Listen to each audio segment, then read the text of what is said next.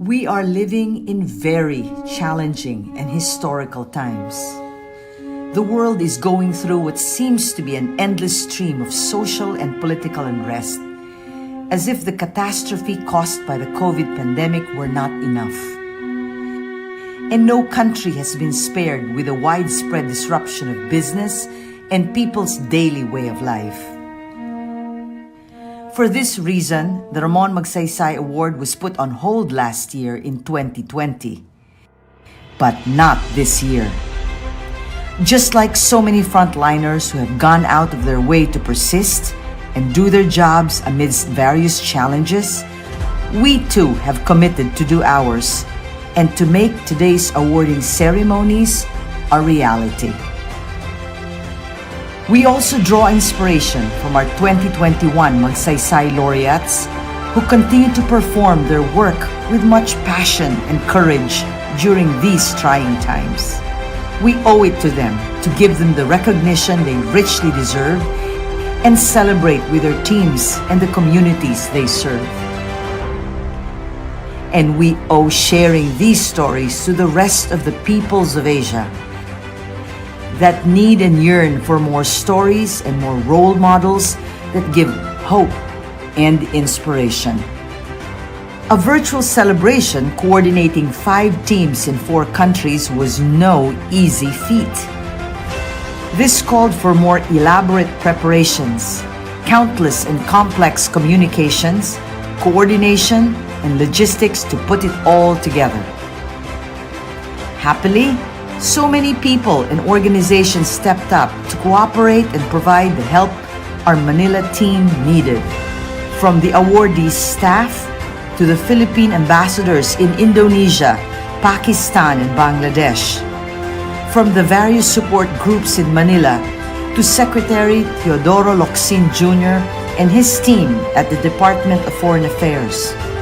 And to Mr. Gilbert Santamaria and his team at Philippine Airlines, assisting us in the timely delivery of the medals. It was an admirable show of bayanihan, the spirit of working together for a common goal of celebrating greatness of spirit in Asia. We are particularly elated to be here today, very proud to be Asian, and showing you all the results of these collaborative efforts. Ladies and gentlemen, we now have the honor to share with you the 63rd Ramon Magsaysay Award Presentation Ceremonies.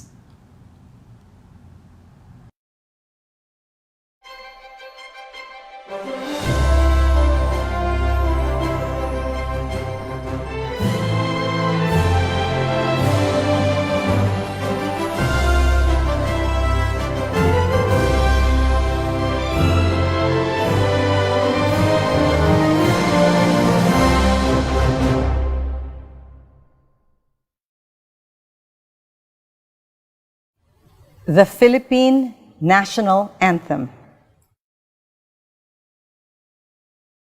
Bayang magiliw, perlas ng silanganan, alab ng puso, sa dibdib mo'y buhay. Lupang hinirang, duyang ka ng magiting, sa manlulupig, di ka pasisiil, sa dagat at bundok, sa simuyat, sa langit mong bugaw. May dilag ang tulat, awit sa paglayang minamahal, ang kislap ng watawat mo'y tagumpay na nagniningning. Ang bituin at araw niya kailan pa may di magdidilim. Lupa ng araw ng luwalhati't pagsinta, buhay ay langit sa piling mo. Aming ligaya na pag may mga api, ang mamatay ng dahil sa'yo.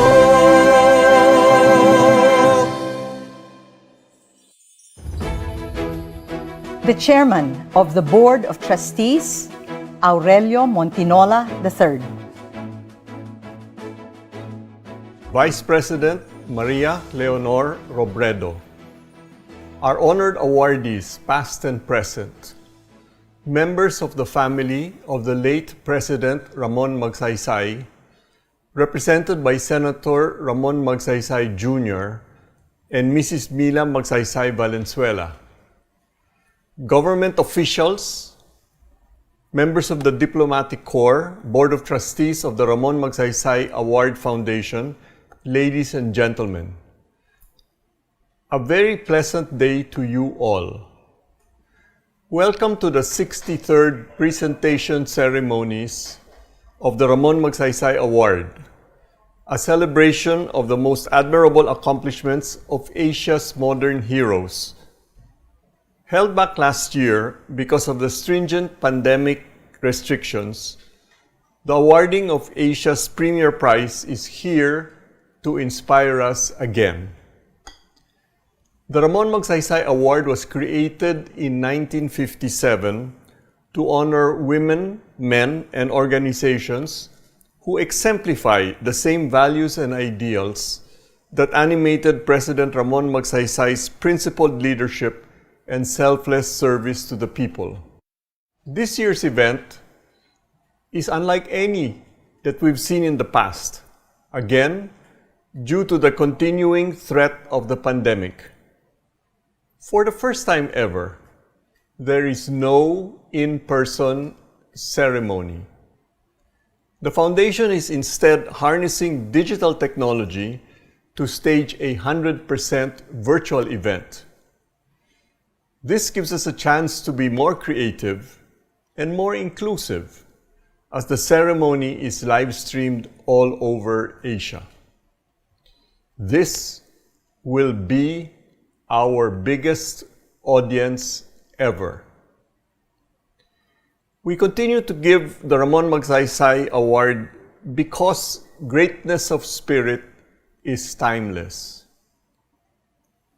It is the virtue that is shared by all the laureates, and it is even more relevant today with a global health crisis, social and political conflicts, and widespread negativism overwhelming people everywhere. By celebrating the awardees' life work, we hold them up for their undaunted and untiring labor to overcome formidable challenges and release their fellow men from the sufferings that they endure. By their example, we can kindle our hope and believe that we too can do something. Every little effort counts. As Mother Teresa, 1962 Ramon Magsaysay awardee advised, quote, "If you can't feed 100 people, then just feed one," unquote. We celebrate the Ramon Magsaysay awardees because they consistently do what is good and what is right, and they make Asia a better place for all. Today, I am honored to invite you to cheer this year's outstanding laureates and their amazing stories. 3 men, 1 woman, and 1 young organization who are shining examples of transformative leadership. We have Muhammad Amjad Saqib, a faith-based visionary who created the largest microfinance institution in Pakistan and helped reduce poverty in the country. Firdausi Kadri, an accomplished woman scientist whose contributions to vaccine development and critical research have saved millions of lives in Bangladesh. Stephen Mansi. His lifelong dedication to humanitarian work, refugee assistance, and peace building has alleviated the suffering of displaced persons all over Southeast Asia. Watchdog.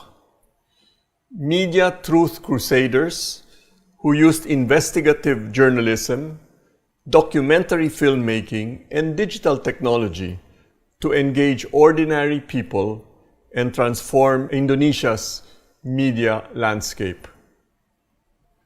Roberto Balion, a fisherman and community environmentalist who led the way in reviving a dying fishing industry by creating a sustainable marine environment in southern Philippines.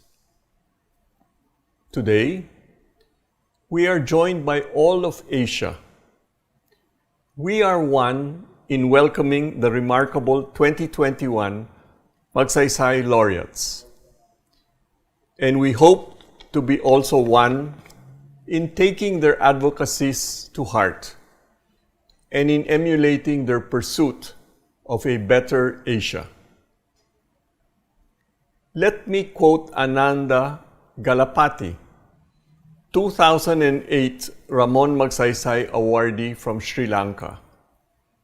Quote, "When conditions are right and enough goodwill is present, the capacity of joint efforts to transcend the limitations of individual actions is quite extraordinary." Unquote. Indeed, there is no limit as to what we can do when we are one and proud to be Asians. Ladies and gentlemen, friends, I am delighted to welcome all of you to the 63rd Ramon Magsaysay Award presentation ceremonies. Thank you and good afternoon.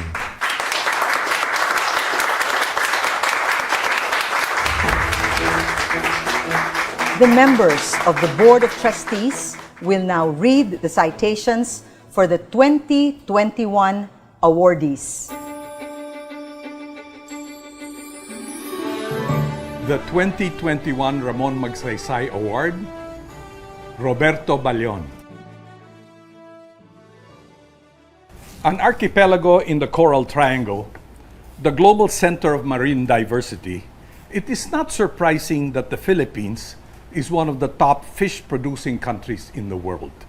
Yet, the tragic irony is that fishermen are among the poorest labor groups in the country.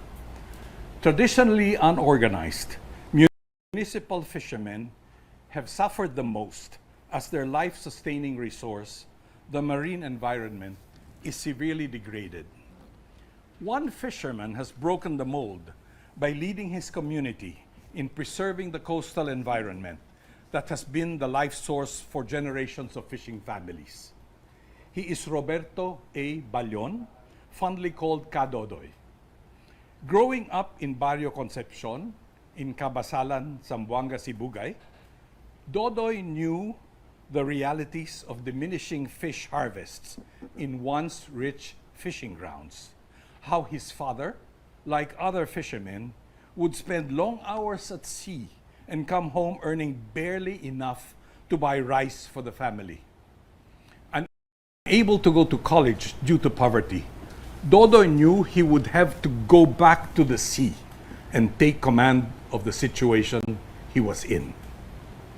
In 1986, Dodoy and 36 other fishermen started Kapunungan sa Gagmayng ng Mangingisda sa Concepcion, or KGMC, or Association of Small Fishermen of Concepcion. Seeing how rampant fish pond conversion had destroyed the mangrove forests, KGMC decided to focus on mangrove reforestation. In its difficult beginnings, the association saw that its members reduced to just 5, but Kadodoy, the association chairman, persisted.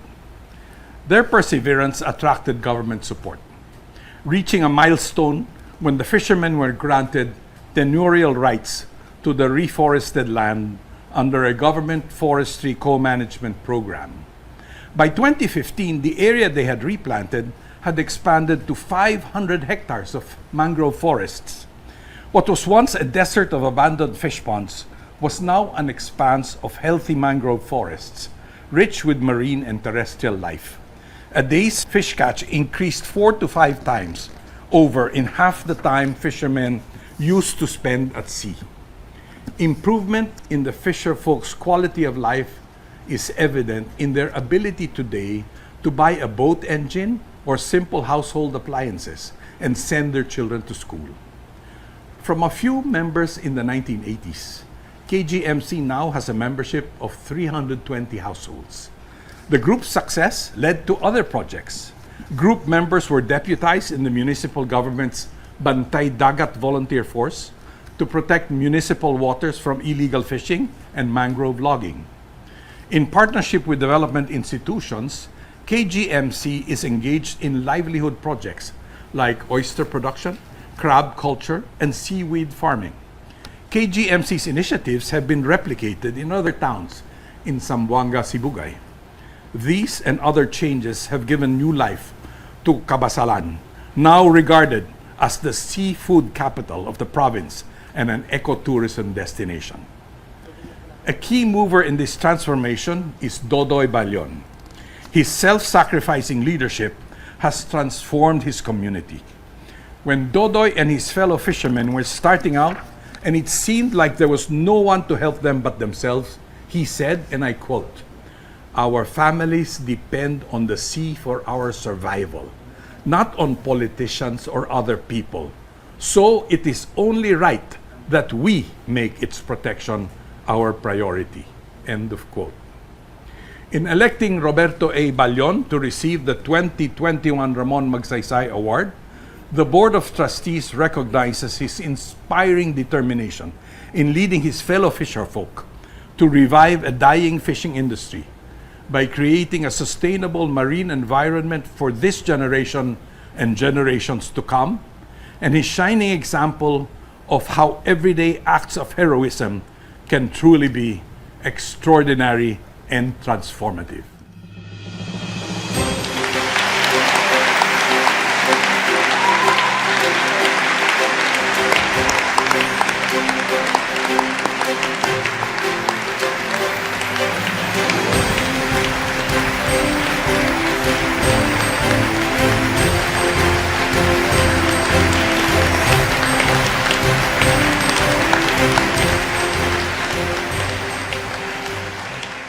Roberto Balyon of the Philippines will now deliver his response.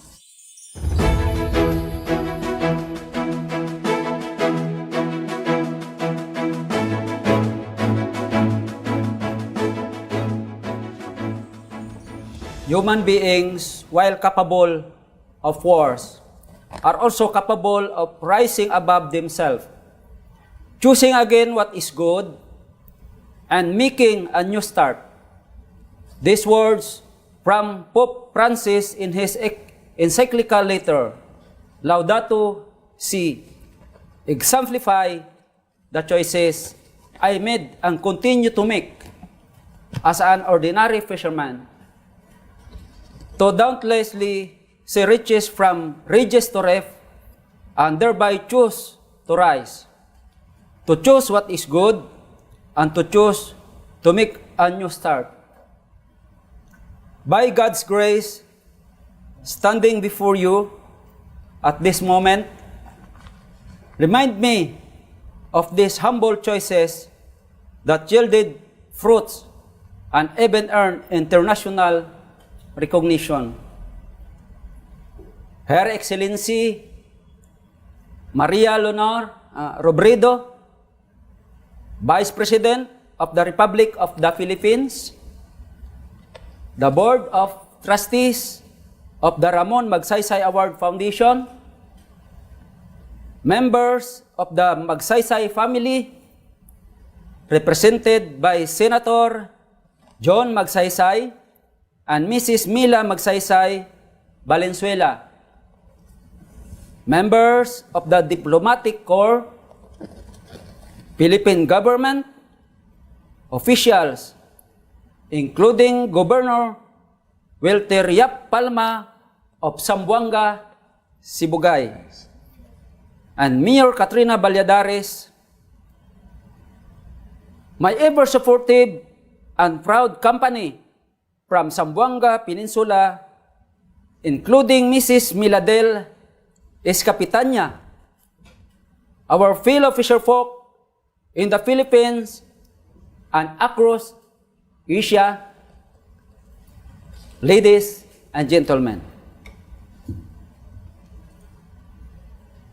I am profoundly honored and pleased to be chosen as one of the awardees of the most prestigious award in Asia, in honor of the legacy of the late President Ramon Magsaysay. Never in my wildest dreams I think I will be counted among the array of great community leaders to become recognized by the foundation. As a simple fisherman, I only have one desire for the community that makes me do what I have been doing, to offer myself to self-provide better environment, sustainable livelihood, and empowered community to realize our vision and mission in life. That is, to have 3-8, agahan, hapunan, tanghalian, or 3-8. In English, 3-8. Breakfast, lunch, and dinner. So, 3-8. If we have 3-8 or 3 meals in a day, I believe we would be content. But more than this, I see a hunger that not even 3 full meals could satisfy. Day after day, I see the need to strive for progress, to live harmonious life fulfilled by a sustainable and equitable coexistence in the coastal vicinities of Zamboanga, Sibugay. This has always been our aspiration as municipal fisherfolk, together with our government and other stakeholders, in preparation for a better and productive environment for the next generations. Because of this award, I am exceedingly grateful and hopeful that this platform could be a great mechanism to help our poor fisherfolk sector attain more leverage to sustainably manage our coastal resources. Through this stage, I am advocating my fellow fisherfolk in the entire archipelago that this initiative will be not stopped with this award, but will serve as a vehicle to sail smoothly and navigate towards sustaining our natural wealth. What kind of world do we want to live to those who come after us? To children who are now growing up? Ask Pope Francis using the lenses of the same encyclical. Today, in the years to come, we respond to the daunting task in making the earth truly a home. To my fellow fisherfolk, let us help our government by keeping our coastal habitat protected and sustainably utilized. Let us support our fishery programs while being faithful to the laws and local policies that augment coastal measures in our pursuit for better production and environmental preservation. Let us take head of the environmental crisis that continues to haunt us because of sheer apathy and personal interest, resulting in environmental abuses which badly affect the poor.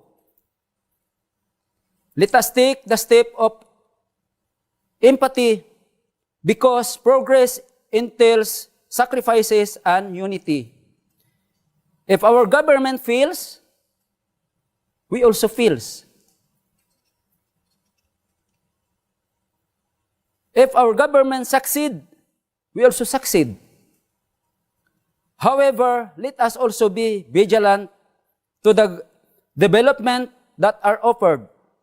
We don't just exist and be lavish with what the world can be rendered us, but take the proactive steps instead and see for ourselves what we can render to those who need us most. Let us not hook our destiny with the wish and means that our government has for us. We are capable of shaping our own. We break the silence of its dawn with noble purpose. Ours is not a passive waiting for whatever the government can do for us. Ours is the call to be proactive and thus help our government achieve its goal for the common good. My fellow fisher folk, it is not our government leaders who have braved the waves and the storm to earn a good catch from the seas, while others just stand at the stretches of the coast. We find ourselves delving into deep because we are confronted with much deeper and greater responsibilities. This is where we earn a living. But beyond quenching these human needs is the vocation of give life to our natural resources, to see life from ridges to reef, and eventually bring life to our common home. To our family in the Ramon Magsaysay Award Foundation, I am deeply grateful that you have recognized, if I may say, the collaborative efforts that empowered poor fisher folk like us, and thus take our initiative in a larger arena, which is now garners greater consciousness for the protection and conservation of our coastal environment.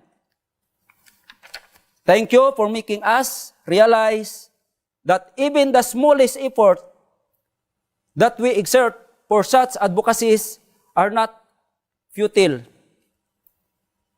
and never stupid. Convinced that we shall reap more bountiful harvest, we are able to see that all these are appropriate actions, most valid, ethical contribution that we can offer to our future generation. Let me take this chance to render my sincere appreciation to our community development workers on the ground who have always been my company, even when the sail goes rough and perilous. To the local government unit of Kabasalan, who has given support since 2001 in the protection of our municipal waters until now. The Office of the Municipal Agriculture, despite having the least fund allocation, never cease to stir collaborative efforts with our fisherfolk organization and for cementing our strong policy support in the integrated coastal resource management. To the provincial government of Zamboanga, Sibugay, national government agencies like Department of Agrarian Reform, the Department of Environment and Natural Resources, the DABFAR or the Bureau of Fisheries and Aquatic Resources, the Department of Science and Technology, the Philippine National Police, and the Coast Guard for forcing us reach our potential and for supporting us in one way or another. To all our able partners who have been constant support, foremost to the Xavier Agriculture Extension Service Foundation of IPIL that honed my skill and talent in community development and coastal resource management. To the various non-government organizations, namely the Forest Foundation Philippines or FTFCF, Condora, the Peace and Equity Foundation or PAF, the EDC, the Ishadra, Rare Philippines, Pakisama, HID Foundation that funded our mangrove reforestation projects, strengthened our association, developed our leaders, and provided us functional technical knowledge and skills. To the various academic institutions, the Ateneo de Zamboanga School of Medicine, Xavier University, Ateneo de Cagayan, MSU Naawan, UP Manila, for providing us scientific results as basis for our local legislation and ongoing programs. To my immediate community of Balonges, Concepcion Cabasalan, Zamboanga, Sibugay, the Kapunungan sa Gagmay Mangingisda sa Concepcion or KGMC, and the Coalition of the Municipal Fisherfolk Association in Zamboanga, Sibugay or COMFAS, for always believing in me, for tirelessly supporting me. To our local church in the Diocese of Ipil, for raising in me profound consciousness to the faithful despite of our very poor condition. For molding my values since my youth to be a grateful and responsible steward of God's creation. Lastly, and most importantly, I would like to thank my family, my parents, my siblings who raised me and taught me fulfill my responsibilities as a leader.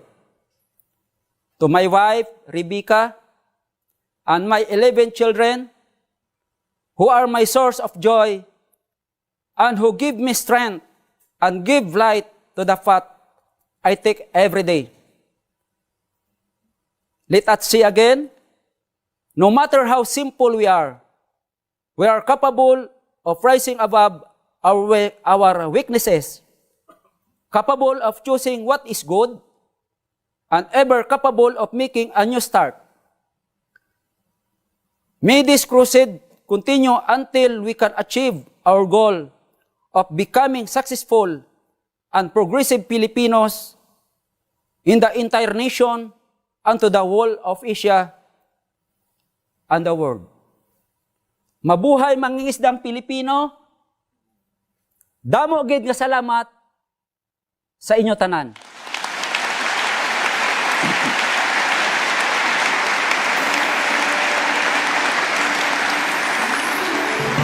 The 2021 Ramon Magsaysay Award, Stephen Munsey. People displaced by war, natural disasters, and extreme privation is one of the great tragedies of our time. It is an urgent challenge governments and international bodies must address.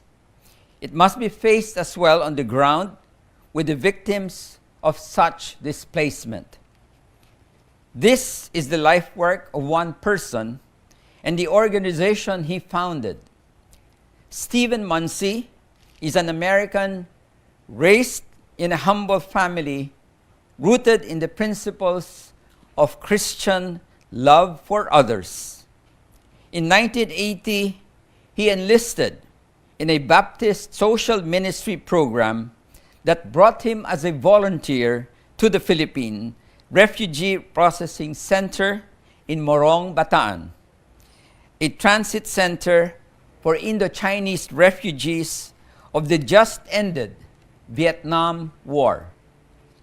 Seeing the dire lack of psychosocial services in the camp, he formed a non-governmental organization, Community Mental Health Services, to address the need with support from the Norwegian government and the United Nations High Commissioner for Refugees. In 1989 to 1993, Munsey's group extended their work to the Vietnamese refugee camps in Hong Kong.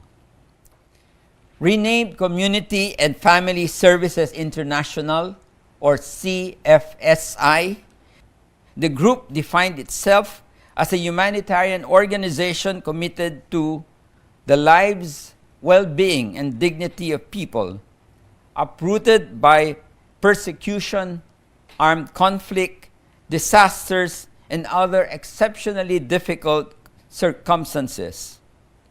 Based in the Philippines, it has served for varying lengths of time in 10 Asian countries, with its longest involvement in the Philippines, Myanmar, and Vietnam. Over the years, CFSI has assisted refugees from 48 countries and territories. The range of its work is outstanding, from a back-to-school program for 900 child soldiers in Mindanao to helping hundreds of thousands in Myanmar with literacy and health training for women and girls and community water and sanitation facilities, and to an ongoing effort with the Australian government to provide livelihood assistance to some 40,000 persons who survived the Battle of Marawi in 2017.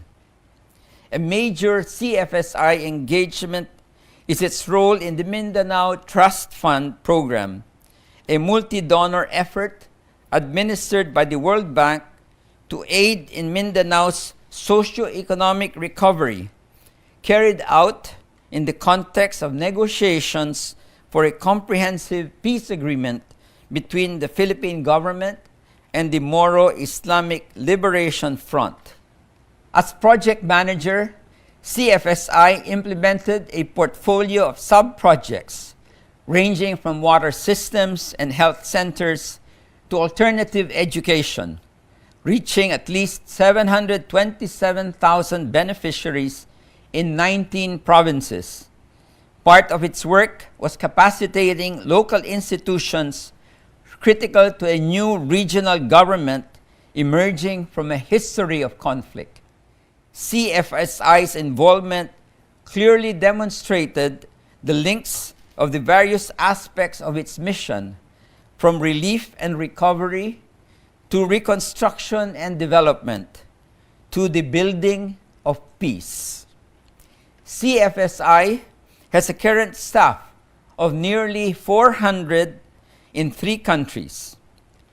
What it has achieved is the effort of many, yet it is also the creation of its founder and leader. Stephen Munsey has been on this mission for 40 years, living outside his own country, working in a difficult environment with no thought of material rewards for himself. Asked about his career, Munsey self-effacingly said, and I quote, "I am so grateful for the opportunities that have allowed me to help a little. Grateful for the people who have been involved in this organization. Grateful for the blessings I have received from the community." End of quote. In electing Stephen Munsey to receive the 2021 Ramon Magsaysay Award, the Board of Trustees recognizes his unshakable belief in the goodness of man that inspires in others the desire to serve. his lifelong dedication to humanitarian work, refugee assistance, and peace building, and his unstinting pursuit of dignity, peace, and harmony for people in exceptionally difficult circumstances in Asia.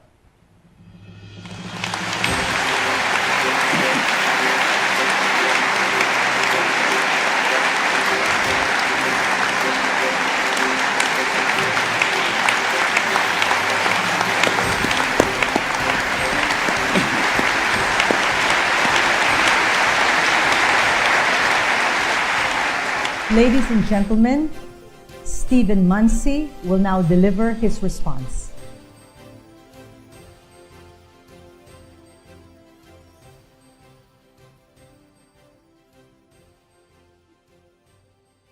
Vice President of the Philippines, Maria Leonor Robredo, distinguished government officials, members of the Magsaysay family, members of the Diplomatic Corps, fellow awardees, trustees of the Ramon Magsaysay Award Foundation, ladies and gentlemen. Each year, Community and Family Services International, or CFSI, formulates a plan of action reflecting the theme for that year. The theme for 2021 is Exceed Expectations. Being named a Ramon Magsaysay awardee during this, our 40th anniversary year, was a wonderful surprise, far exceeding our wildest dreams. In fact, we still worry someone is going to come up and pinch us and say, "Wake up, it's just a dream." Don't do that, please. This award is for we, not just me. The rest of the we is almost entirely Asian, younger, and far more attractive, which is good for all. The existence of CFSI is a response to man's inhumanity to humankind, and I do mean man, as it is rarely women who deliberately bring about such harm to other persons. Discrimination, violence, and persecution continue to force people to flee their countries, resulting in refugees in various parts of the world, including within Asia and from Asia. In addition, injustice, armed conflict, and disaster lead to lost lives, physical and psychological suffering, and persons displaced within their own country, sheltering in forests, evacuation centers, transitory facilities, anywhere but where they truly want to be, which is home.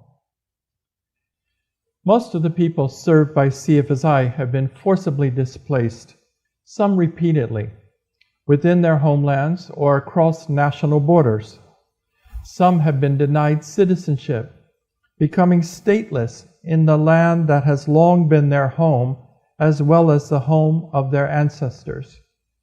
While refugees and internally displaced persons are resilient and have many strengths, it must be very clear: forced displacement is harmful and painful. We believe such vicious assaults on the lives, well-being, and dignity of children, women, and men must come to an end now. Although our roles may differ, we believe it is the responsibility of all to address human suffering wherever it is found, to protect our brothers and sisters from harm, and to promote the universality of human rights. We also believe it is our collective responsibility to invest in disaster risk management and climate change adaptation to prevent forced displacement. The people of CFSI come from diverse backgrounds, including different races, ethnic groups, religions, sexual orientations, experiences, and stations in life. We are, like you, part of the family that is humanity. Numbering in the thousands over 40 years, with most locally recruited, we have a common purpose: rebuilding lives. Specifically, protecting people from further harm, getting children in safe spaces and back to school, enabling crisis-affected communities to access basic services like food, water, shelter, and health care, including vaccinations. Rebuilding lives also means facilitating the resumption of livelihood activities and the development of new skills, the reconstruction of community infrastructure, fostering safe returns home, and promoting social justice. Our approach is needs-based, rights-oriented, empowering, and focused on solutions. Our work has benefited millions with operations in 10 countries, territories, over different periods of time. These include the Philippines, Myanmar, Vietnam, Hong Kong, Cambodia, Indonesia, Timor-Leste, Thailand, Malaysia, and Papua New Guinea. In addition, outreach efforts to many more countries. Our current top priorities are expanding ongoing humanitarian operations in Myanmar and the Philippines. The work is challenging and sometimes dangerous, but we are inspired by the resiliency, the courage, and the efforts of the affected populations. Think about the Vietnamese boat people who 30 years after resettlement in other parts of the world raised $500,000 for Filipinos displaced by Super Typhoon Haiyan. Grateful for the help given at the time, these Vietnamese gave back without waiting to be asked to help. Think about Timor-Leste, the new country that emerged from the ashes of violence just 2 decades ago, now working with its much larger neighbor, Indonesia, to create a shared future for the youth. Or those in Myanmar helping to protect and assist communities affected by persecution, violence, and the pandemic. Think about the brave souls throughout Asia, both near and far, who have stood up, are standing up for the rights, well-being, and dignity of others. Indeed, at cost only they know, which could include their lives. And think about those working year after year to build a just and lasting peace in war-torn Mindanao, helping children learn that arms are for hugging. What now for CFSI? We are firmly committed to working in partnership over the long haul with a range of stakeholders, especially affected communities and local actors, to provide humanitarian and development assistance, help build peace, prevent disasters, and promote social justice in Asia. This includes capacity strengthening efforts where necessary or advantageous. We ask for your help to do much more better. Concretely, to strengthen local capacity. We want to see at least another 500 persons in Southeast Asia obtain a master's degree in social work, and at least 10 with a doctoral degree in the same field by the year 2027. The aim is to ensure highly competent and committed social workers are prepared to lead humanitarian development and peace-building efforts in the future, helping to bring an end to forced displacement. Let us together enable more ordinary people to do and have extraordinary impact. On the personal level, I would like to thank profusely and express my deep, deep gratitude to the Board of Trustees of the Ramon Magsaysay Award Foundation for recognizing my work, but more importantly, the work of CFSI. I would also like to thank, as well as hug, my family, loved ones, colleagues, friends, and supporters. None of what I have achieved in life would have been possible without you, each playing a unique role that combined made all the difference. In addition to my dear colleagues at CFSI, I'd like to thank the members of our Board of Trustees, both present and past, for your many years of voluntary service, your trust, your guidance, your support. Lastly, my thanks to our partners, the communities, those who serve with us in the humanitarian and development arenas, and those who provide us with the funds required to carry out our work. Your acceptance and your support have been and remain crucial, more so as we, encouraged by this award, move forward together in rebuilding lives. A parting thought. Many have asked what has kept me going in this work for more than 40 years and counting. Quite frankly, I believe every person is a holy place, meaning there is something of the divine in each of us. This, my brothers and sisters, is the basis for my firm conviction that we are indeed members of the same family, humanity.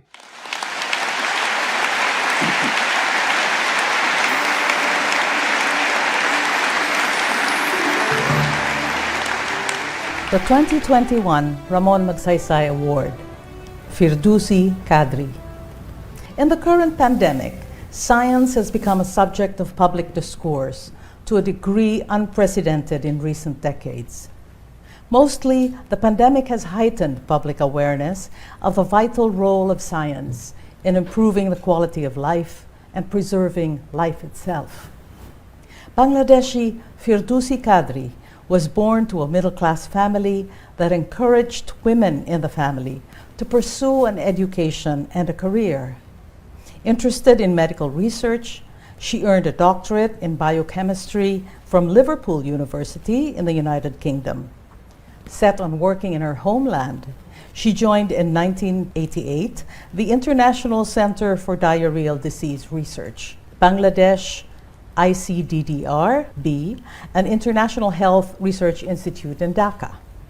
Her most challenging engagements came in the fight against cholera and typhoid, major diseases in Asian countries like Bangladesh and African countries with poor access to safe water, sanitation, education, and medical care. In this, she had a key role in the development of a more affordable oral cholera vaccine, or OCV, and the typhoid conjugate vaccine, VI-TCV, for adults, children, and infants. Under the auspices of the World Health Organization and United Nations International Children's Emergency Fund, she led a team of experts in the 2017 to 2020 mass vaccination of Rohingya refugees from Myanmar in Cox's Bazar in Bangladesh, thus preventing a mass cholera outbreak in what is the largest refugee camp in the world. In 2020, she helped facilitate the OCV vaccination of 1.2 million people in 6 high-risk districts of Dhaka. Not surprisingly, in the midst of the COVID-19 pandemic, Dr. Kadri was active in vaccine trials and COVID-19 testing and research in Bangladesh. Beyond current health interventions, Dr. Kadri dreams of building in Bangladesh the human and technical infrastructure for research in health science. It is a role she is well positioned to fill.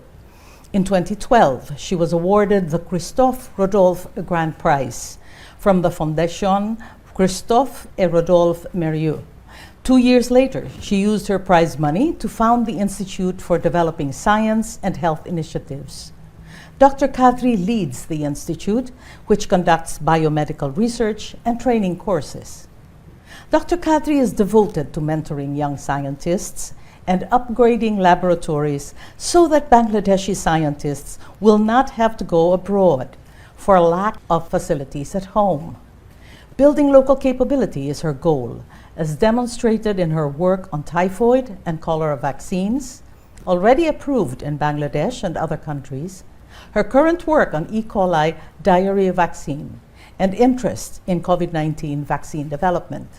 Dedicated to science, she believes that finding answers to the health problems in her country will benefit other countries as well.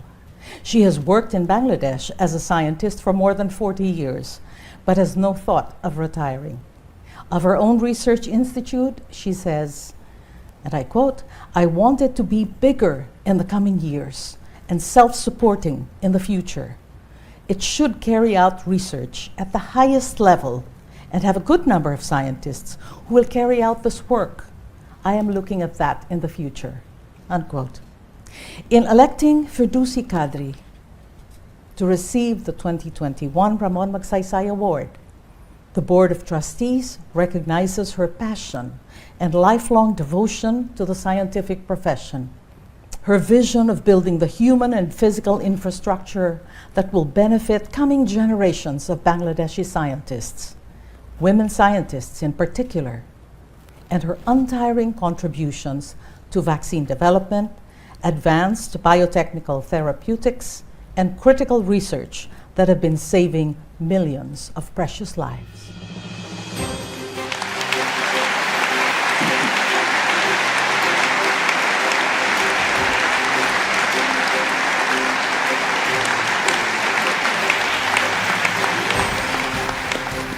Firdousi Kadri of Bangladesh will now deliver her response.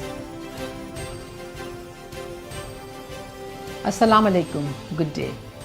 Her Excellency Maria Leonor Robredo, Vice President of the Republic of the Philippines, Her Excellency Sheikh Hasina, Prime Minister of the People's Republic of Bangladesh, Board of Trustees of the Ramon Magsaysay Award Foundation, Ramon Magsaysay awardees, past and present, members of the family of President Ramon Magsaysay, members of the Diplomatic Corps, Executive Director, ICDDRB. Ladies and gentlemen, I am overwhelmed and extremely delighted, but also very humbled and thankful to the Magsaysay Foundation for this very great honor.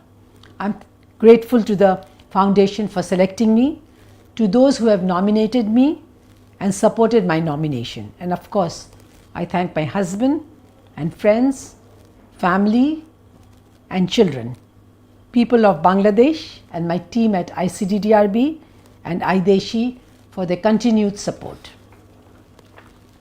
Dear friends, let me share with you the journey of my life until this day.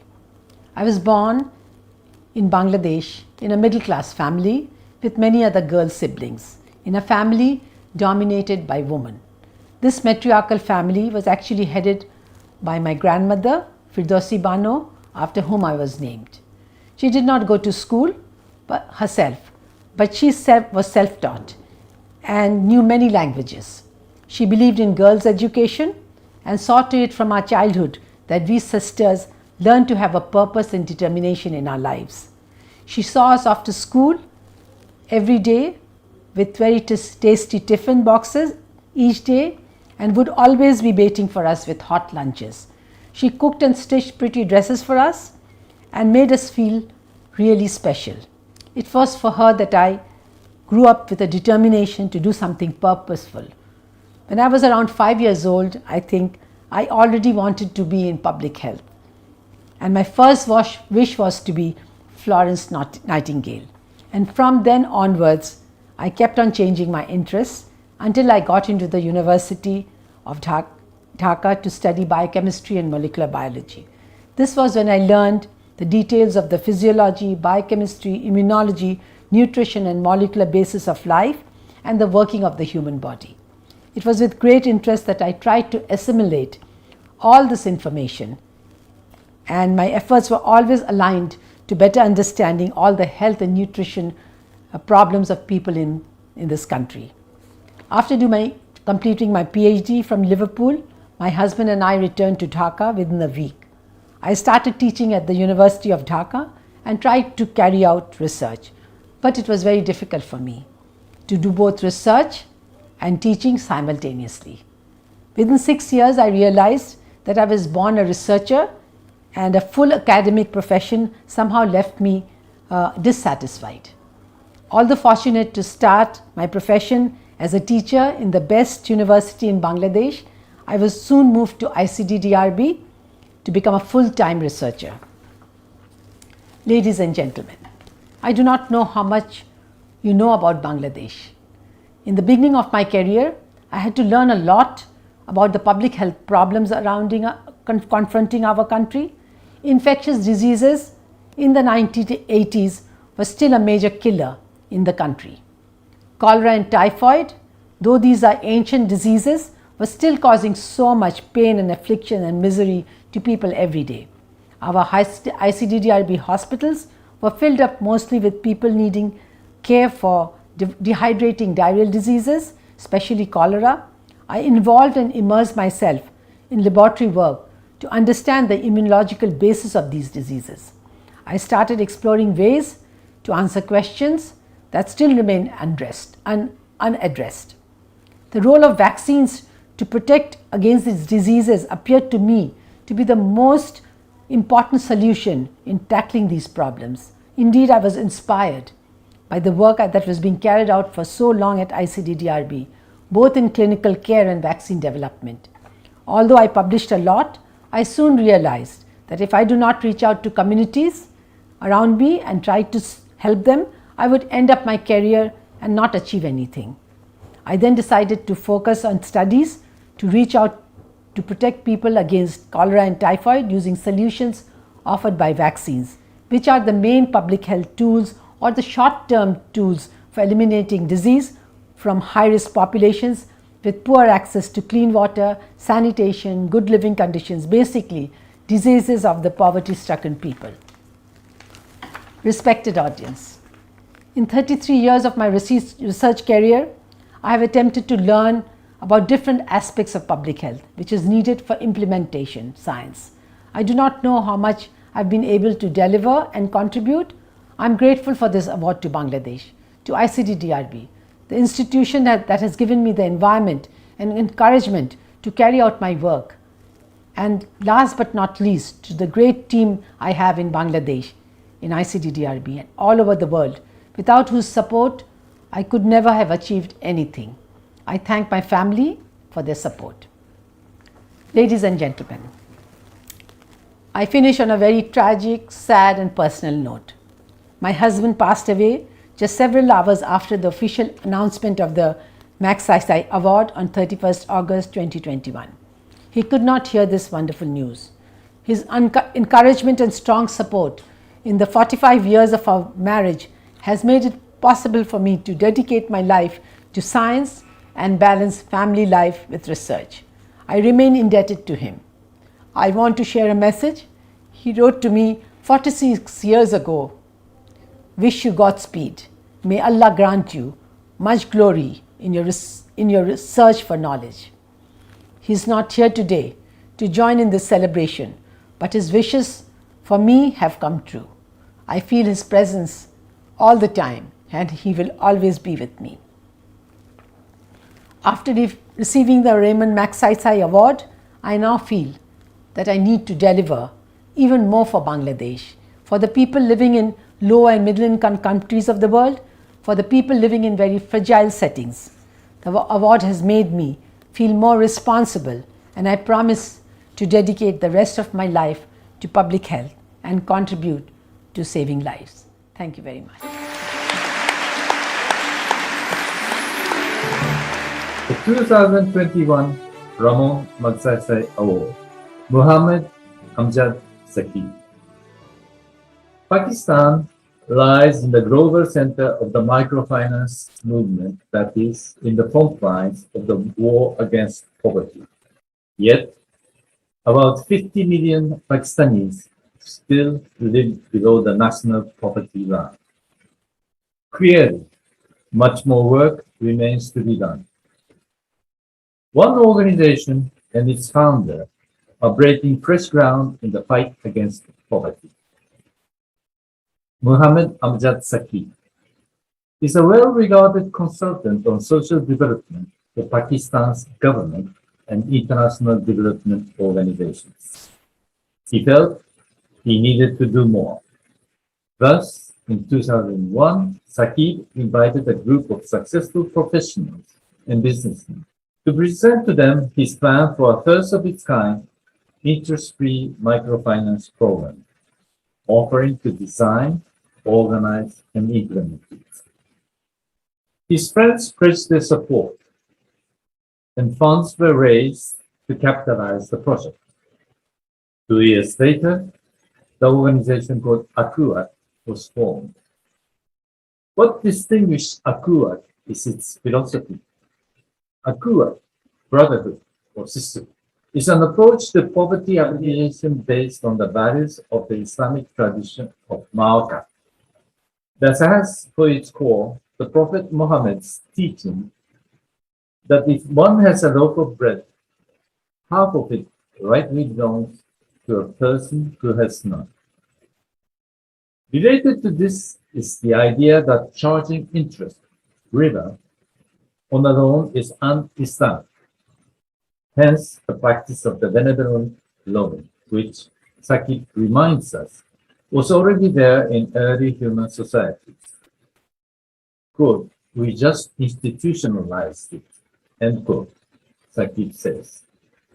As operational principles, Akuat uses practices of worship for loan disbursements, promotes volunteerism among staff and clients, aims at transforming borrowers into donors, and fosters diversity and inclusion, serving all, irrespective of religion, caste, color, and gender.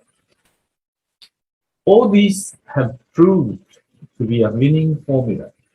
Today, Akuat is the largest microfinance institution in Pakistan, offering a package of loans for the poor. It has distributed 4.8 million interest-free loans amounting to the equivalent of 900 million US dollars, helping 3 million families with a remarkable 99.9% loan repayment rate. Akuat's phenomenal growth has fueled its social support programs. Akuat has adopted hundreds of neglected public schools and established 4 residential colleges, one of them for women, for poor and deserving students. It runs a health services program helping hundreds of thousands of patients, a cloth bank that has distributed over 3 million cloths for the needy, and the program of economic and psychosocial services for the discriminated transgender community. In the COVID-19 pandemic, Akuat responded with emergency loans and grants, food relief, and other assistance in over 100 cities in Pakistan. People were skeptical about the sustainability of a no-interest, no-collateral loan program. Saqib is not worried. The Prophet's story of the loaf of bread, the call for empathy and solidarity, inspired many to help. Saqib has succeeded not only because of his expertise, but because he embraced the work of helping the poor as a call to peace. Optimism in human goodness is central to his work. He says, quote, Akuat is a philosophy. It is now a mission of millions. Until a poverty-free society has been created, we won't let go. As long as there is an element of good and empathy in society, we will continue. End quote. In electing Muhammad Amjad Saqib to receive the 2021 Ramon Magsaysay Award, the Board of Trustees recognizes the intelligence and compassion that enabled him to create the largest microfinance institution in Pakistan. His inspiring belief that human goodness and solidarity will find ways to eradicate poverty, and his determination to stay with a mission that has already helped millions of Pakistani families.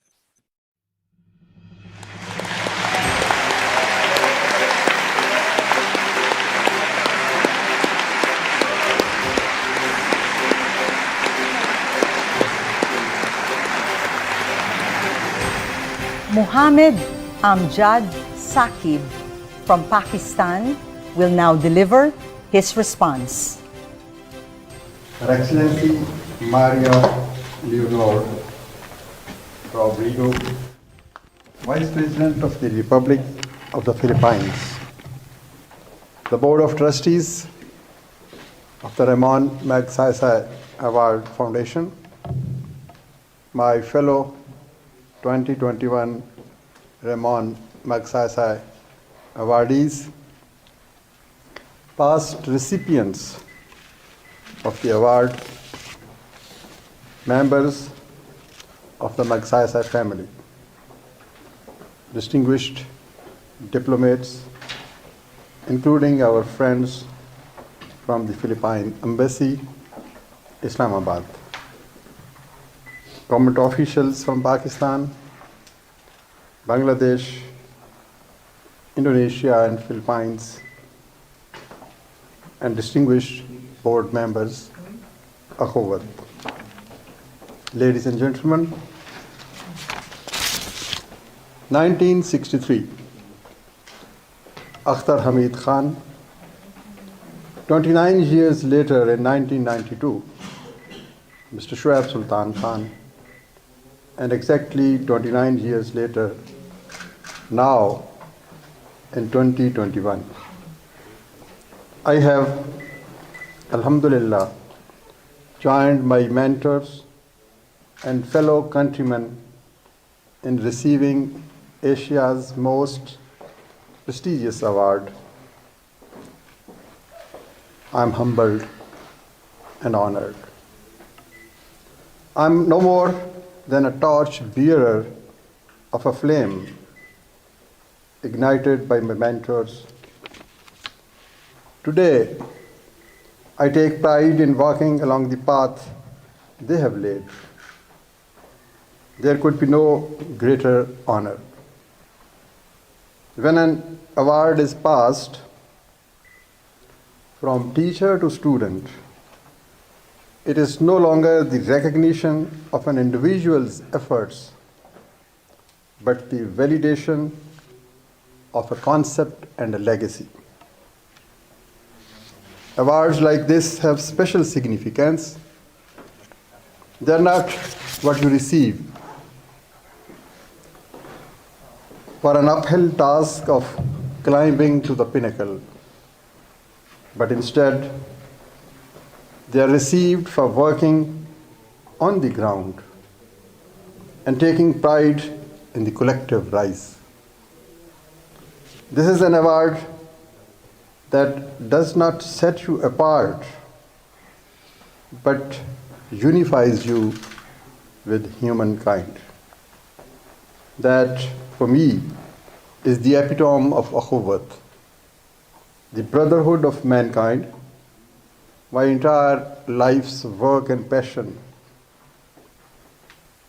and in the words of my spiritual mentor, Muhammad Iqbal, the Ishq. I started my career in the civil service of Pakistan and later parted ways, but in hindsight, it equipped me for the journey ahead.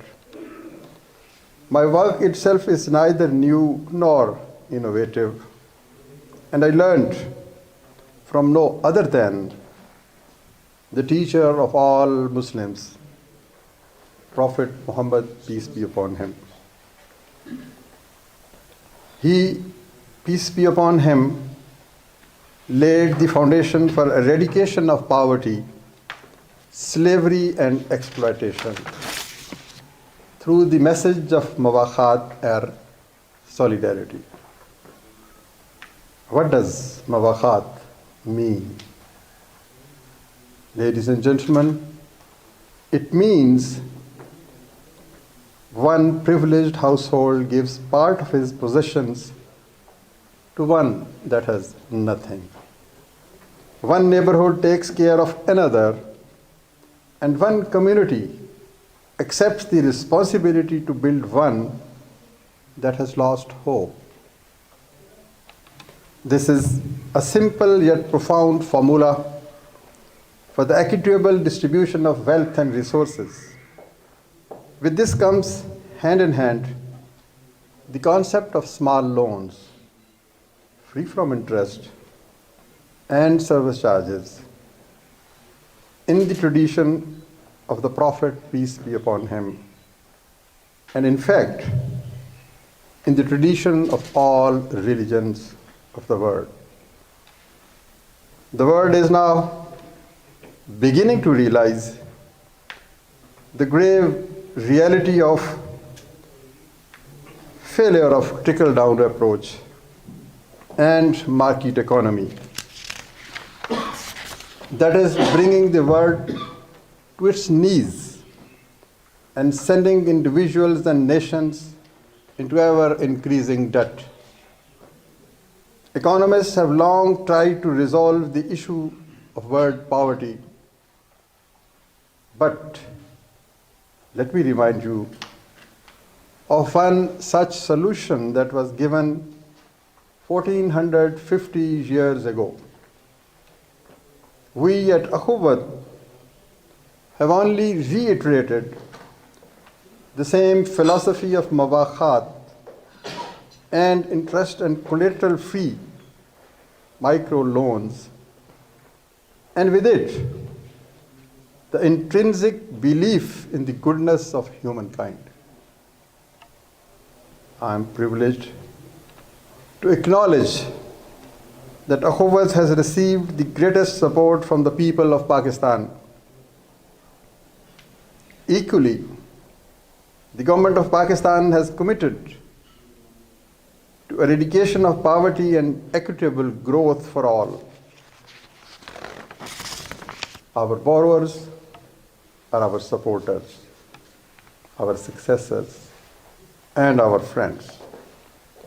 They are the most trustworthy, bankworthy, and dedicated individuals who, despite the impediments they face, remind us to stay resilient in the face of adversity.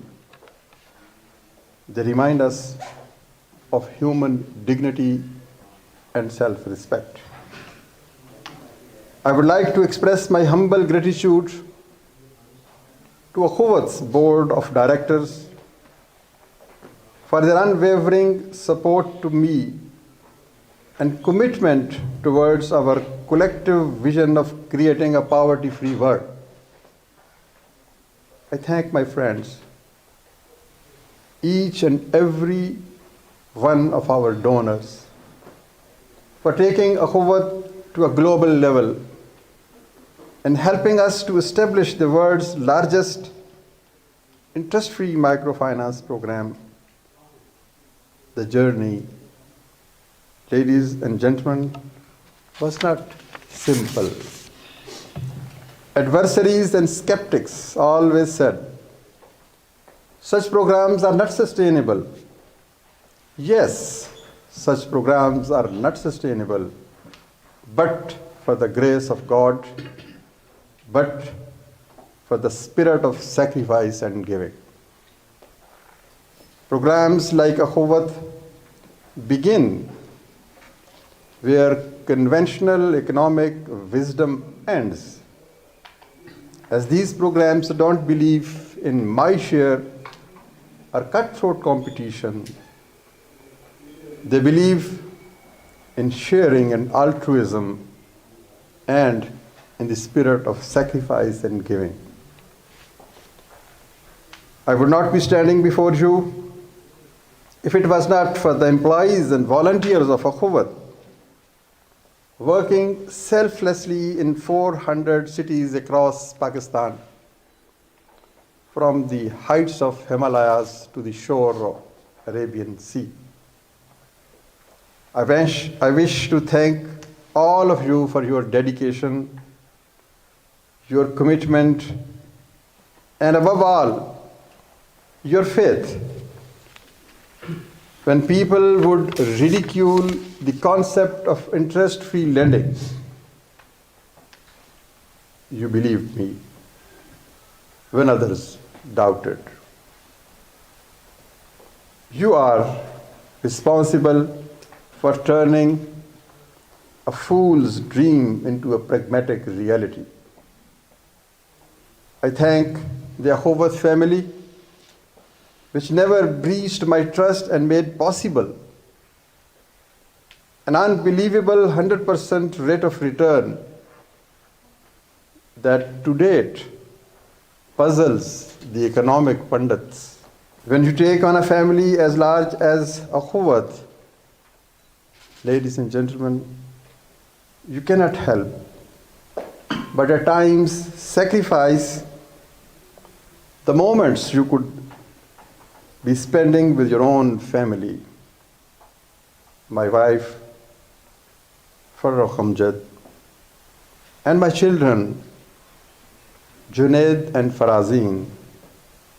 It has been your continuous love that has given me the strength that I needed to carry forward this holy mission.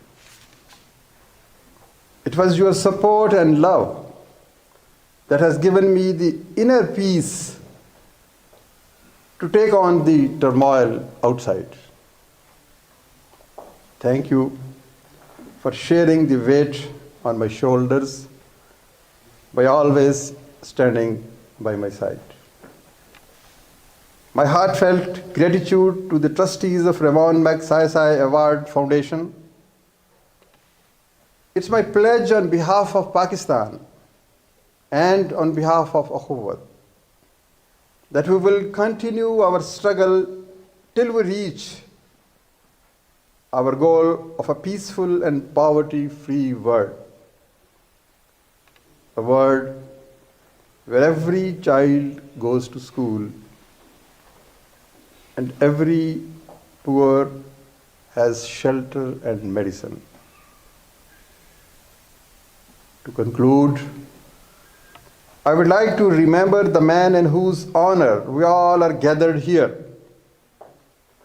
the incomparable Ramon Magsaysay, who said that a country is like a pyramid. A country is like a tower. It is made up of millions of stones, and the foundation stone of this pyramid is the common man. Ladies and gentlemen, today, with immense appreciation, I accept this award on behalf of every foundation stone, on behalf of the common man and women whose commitment and faith in goodness, piety, and in a prosperous future remains unshaken, despite all difficulties and impediments. I am grateful to be a part of the Magsaysay community, creating new bonds of solidarity with friends from Asia. I believe the solution for poverty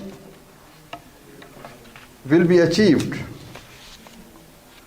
by working in solidarity with the poor. Poverty is pain. Poverty is poison. We all remain poor until every single person in this world is poor. Let's rise. Together we will instill hope and become a voice for the voiceless, shelter for the shelterless, and hope for the hopeless. Thank you, ladies and gentlemen. May you all live long and live happily.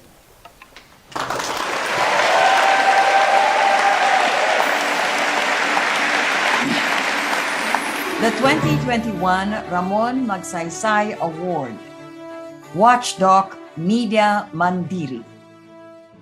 The rise of digital media carried with it the promise of democratization in the ways knowledge is produced, distributed, and consumed. and the ways the people themselves can directly and actively participate in media's making. This has not quite happened, but there are groups bravely forging ahead to see that the promise is fulfilled. In Indonesia, there is excitement and hope in the media venture called Watchdog Media Mandiri. Combining the tools of investigative journalism, documentary filmmaking, and digital technology, Watchdog's advocacy is to create public awareness of such issues as human rights, social justice, and the environment. The company was incorporated in 2011 by two remarkable individuals, Dandy Lacsono and Andy Pancha Curnyawan, media persons whose passion for social causes drove them to launch an independent, people-based, and socially responsible media organization. Strongly embedded in civil society, Watchdog draws its material from issues of public concern that have not been treated adequately in mainstream media or presented from the people's perspective. With a lean, permanent staff of 15, Watchdog sees itself as a movement and not just a content creator.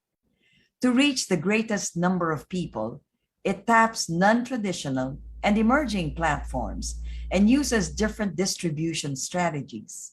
With its independently produced advocacy films, Watchdog builds a robust audience through offline distribution, social media, and other alternative channels, including partnerships with non-government organizations to screen films in remote indigenous communities. In less than a decade of existence, through its two YouTube channels and other platforms, Watchdog has produced and distributed over 150 film titles that average 200,000 viewers per video. 8 of its documentaries have each attracted more than 1 million views.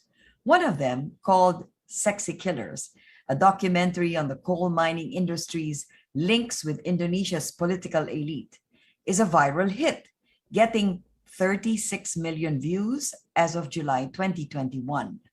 The group's adventurous spirit is exemplified by a major project in 2015 called Blue Indonesia Expedition, in which Lacsono and a co-filmmaker went on a motorbike journey across Indonesia for a year, filming what was happening to ordinary citizens like farmers, fishermen, and indigenous peoples.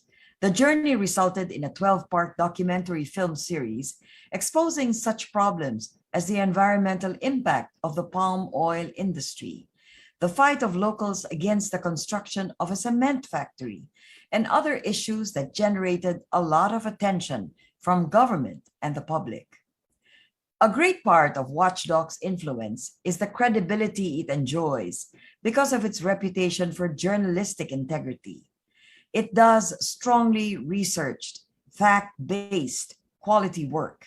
It builds a constituency by staying close to its audience, holding pre-screenings and group discussions with non-government organizations and local communities. Watchdog is a young organization and knows societies are not changed overnight.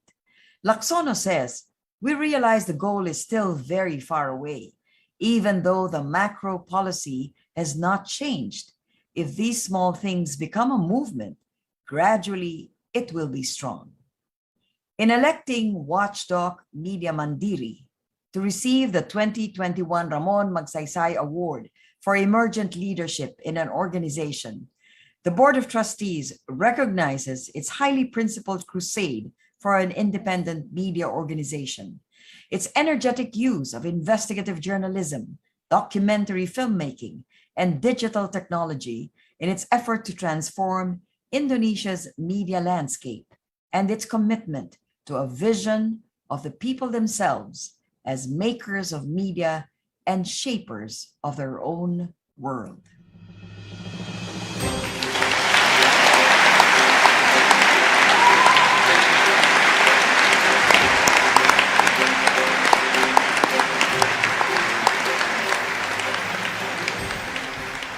Watchdog Media Mandiri of Indonesia will now deliver their response, represented by Watchdog founder Andy Pancha Kurniawan. Ladies and gentlemen, first of all, on behalf of my colleagues from Watchdog Media Mandiri, let me express my deepest gratitude for this award, appreciation, and recognition. To be recognized and acknowledged as a Ramon Magsaysay awardee for emergent leadership is a great honor and a great pleasure for us. We are motivated and our spirits are boosted to make more documentary films and to promote human rights louder and clearer through them. It's like a new social contract between Watchdog and the broader community across state borders.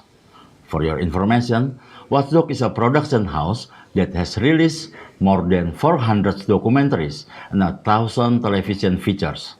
This includes various films such as Sexy Killers, The Endgame, Kinipan, The Magsaysay, Asymmetries, and hundreds of other works that are mostly accessible online.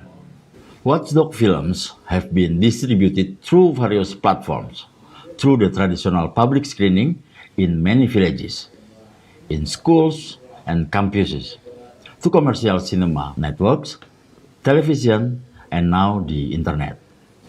Watchdog also manages an inclusive video production training unit for all, including the villagers. We are doing this because consciously we are a small organization were not able to cover the whole issues in the area at the same time. 12 years ago, we pioneered the production house Watchdog. 10 years ago, we formalized into a private production house. We imagine to be an integral part of social movement, making documentaries as a communication tool for us to learn from each other, to strengthen each other, and to become a platform for the struggles of civil society. To realize the social movement, we imagine our production focus on themes concerning public interest and the function of the media in influencing and shaping society. Watchdog combines this with an inclusive distribution strategy, easily accessible by a wide audience. And as the media chooses to form private companies as a method of achieving sustainability. This award has also become an important moment when we are committing to continue what we have started. It is a reminder that we must all increasingly and systematically strive to present realities in society.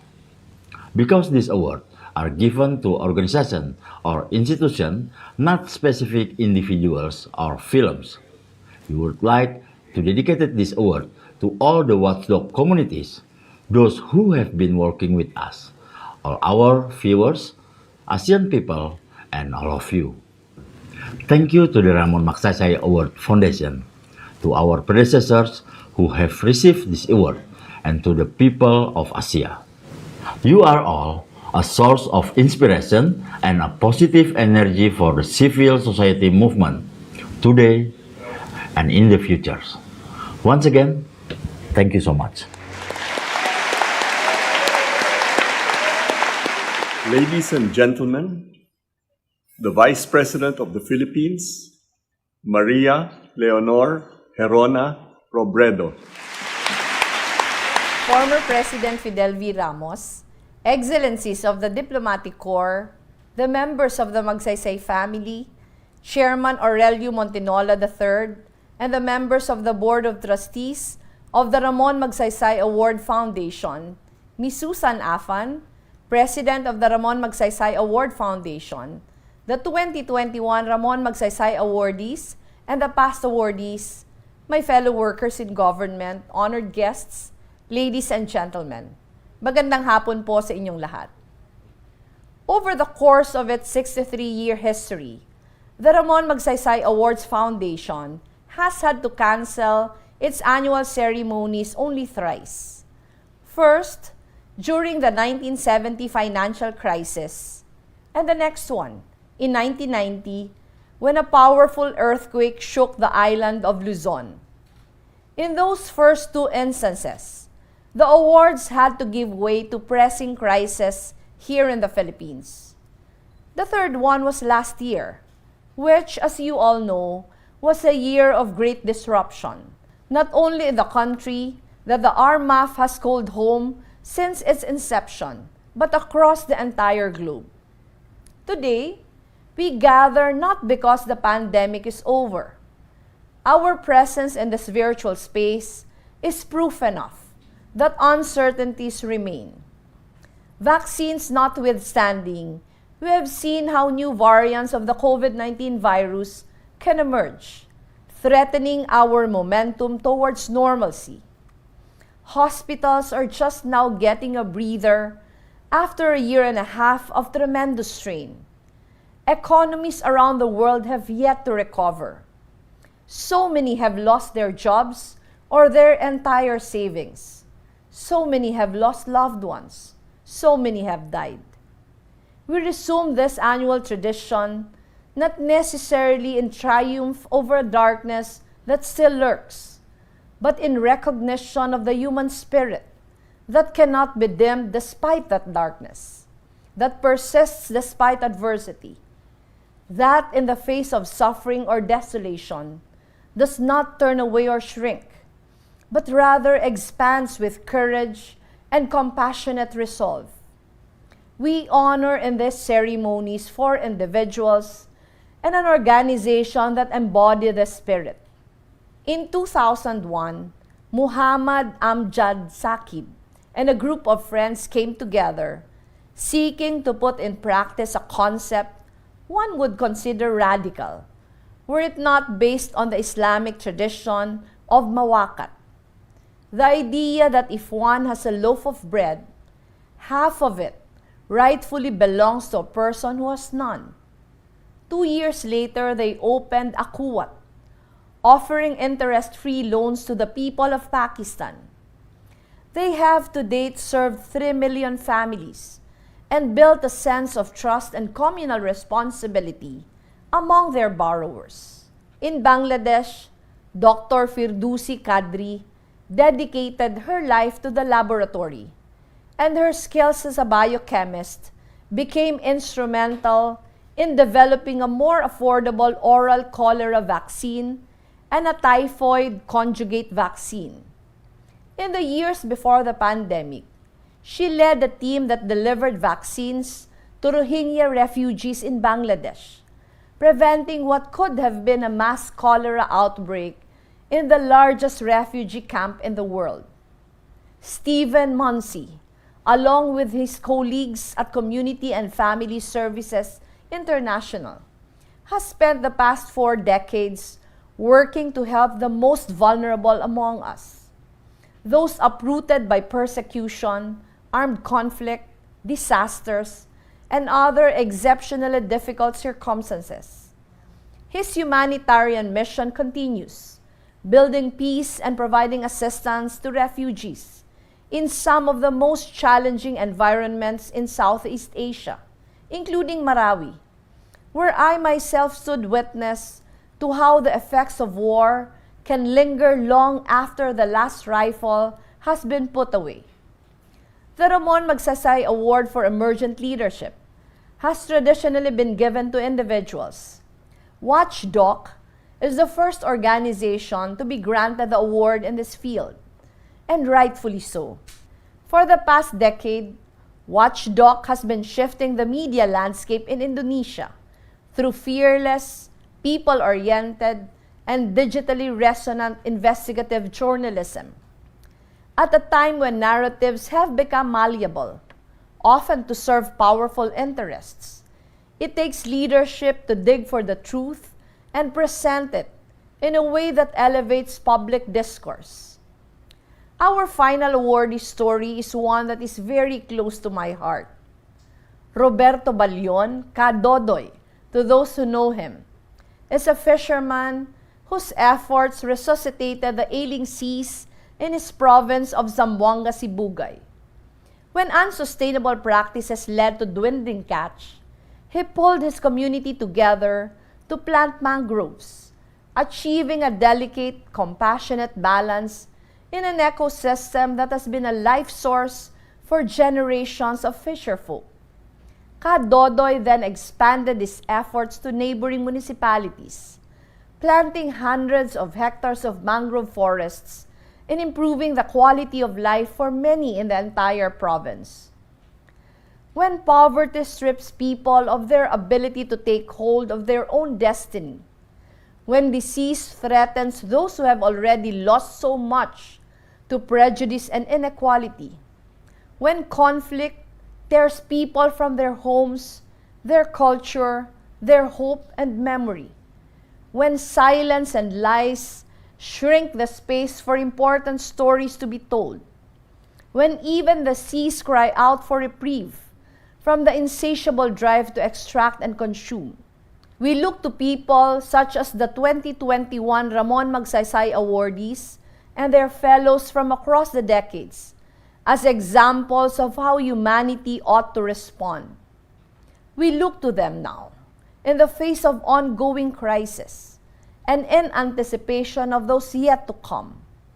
The world is still reeling from a pandemic that has exposed entrenched injustices in many of our systems.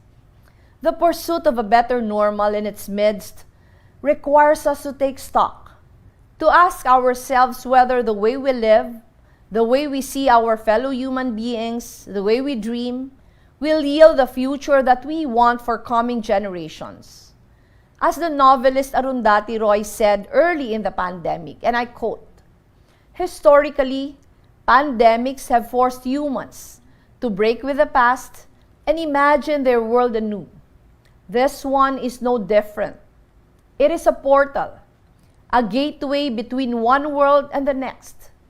We can choose to walk through it, dragging the carcasses of our prejudice and hatred, our avarice, our data banks and dead ideas, our dead rivers and smoky skies behind us.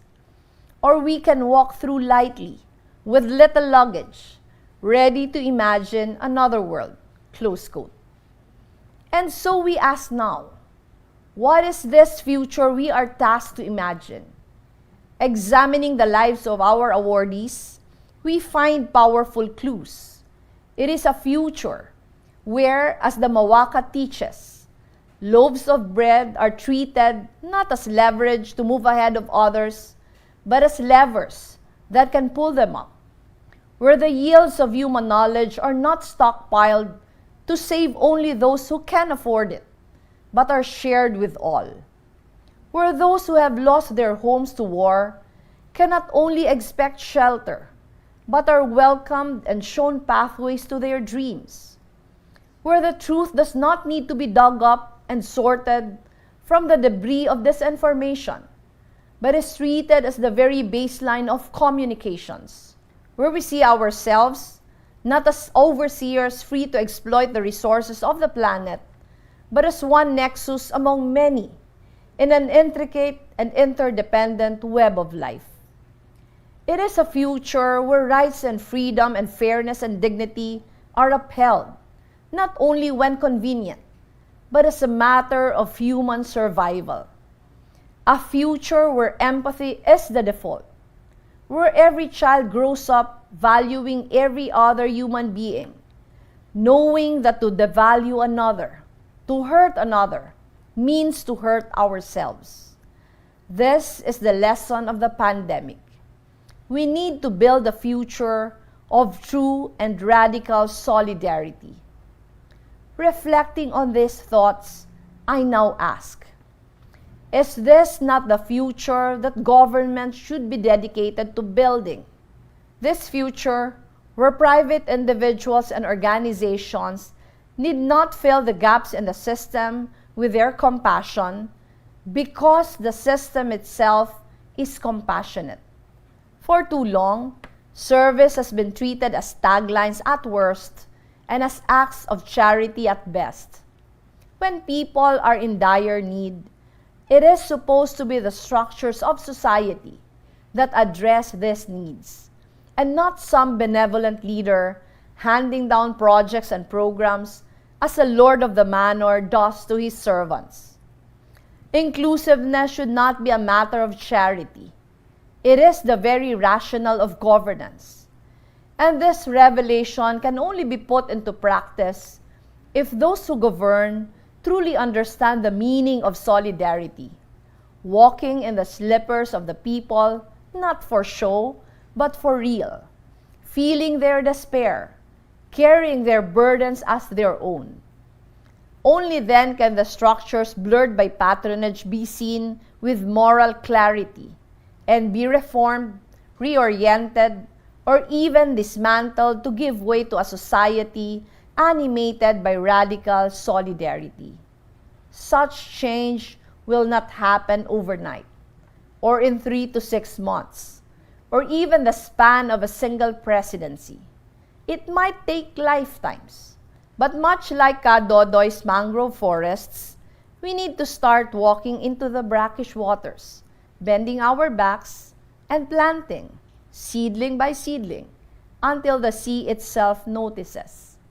This is what it takes to build a future. Thank you. Again, congratulations to our awardees and to the Ramon Magsaysay Award Foundation for their tireless efforts to recognize the greatness of the human spirit.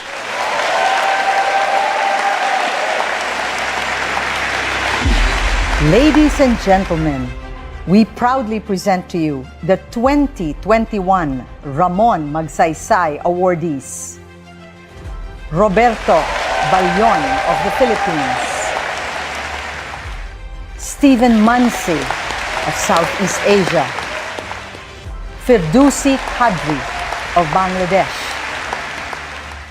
Mohammed Amjad Saki of Pakistan, Watchdog Media Mandiri of Indonesia. Ladies and gentlemen, once again, our heroes that make us proud to be Asian.